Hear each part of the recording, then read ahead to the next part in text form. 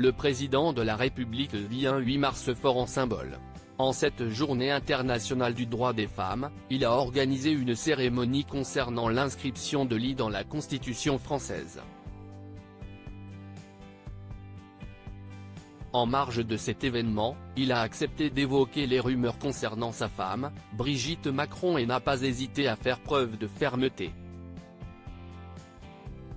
Si chaque année le 8 mars revêt une importance symbolique un peu partout dans le monde, il a une saveur encore un peu plus particulière cette année en France. Il y a quelques jours, les sénateurs et les députés ont voté pour l'inscription du droit à l'interruption volontaire de grossesse, IVG, qui a fait son entrée dans la Constitution française. Une victoire pour de nombreuses femmes qui voient ce droit protégé pour l'avenir, et elles sont nombreuses à l'avoir célébré, que ce soit dans les rues ou sur les réseaux sociaux.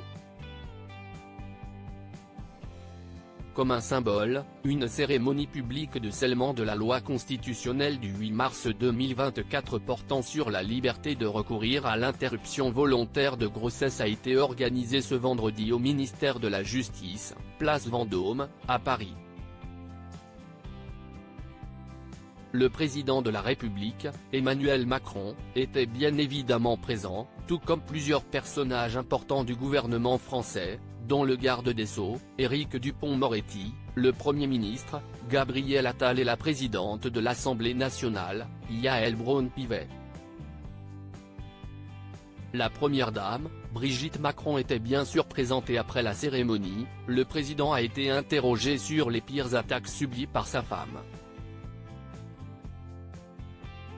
L'indignation d'Emmanuel Macron: la pire des choses, si est les fausses informations et les scénarios montés avec des gens qui finissent par y croire et qui vous bousculent dans votre intimité, avance Emmanuel Macron, visiblement touché, avant de conclure: je n'en dirai pas plus. Le président de la République fait évidemment référence aux rumeurs qui ont touché sa femme. Certains ont avancé, notamment sur les réseaux sociaux, qu'il s'agirait d'un homme.